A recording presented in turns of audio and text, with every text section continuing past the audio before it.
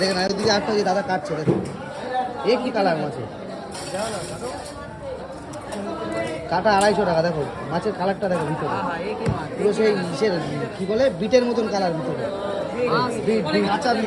পুরো কাঁচা বিট দেখো এ কি মাছ